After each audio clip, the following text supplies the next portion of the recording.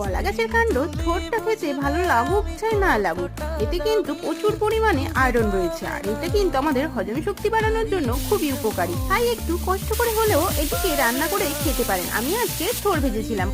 আলু থোড় সরু সরু করে কেটে নিয়েছিলাম, একটা কড়াই বসিয়েছি, তেল গরম করে ফোড়ন দিয়ে দিয়েছিলাম কালো সর্ষে, শুকনো লঙ্কা, তেজপাতা। একটু গরম হয়ে গেলে দিয়ে দিয়েছিলাম অল্প একটু হলুদ, দিয়ে থোড়টা দিয়ে দিয়েছি, দিয়ে একটু নেড়ে চেড়ে কিছুক্ষণ ঢেকে দিয়েছিলাম।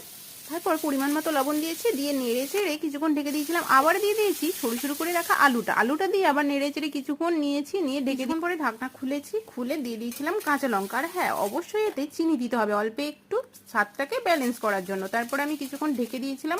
খুব কম সময়ের মধ্যে ভিডিওটি করেছিলাম, কিন্তু অনেকটা সময় ধরে রান্না করেছি। কিছুক্ষণ ঢেকে ঢেকে এভাবে রান্না করলে কিন্তু একেবারে সব সিদ্ধ হয়ে যাবে। রান্নাটা প্রায় শেষ, এখন উপর থেকে একটু ঘি ছড়িয়ে নামিয়ে নিলেই রেডি এই থোড় ভাজা। আপনিও বাড়িতে বানাতে পারেন, একদিন গরম গরম ভাতের সঙ্গে পরিবেশন করতে পারেন, খেতে অসম্ভব সুন্দর হয়। একবার ট্রাই করুন। টাটা।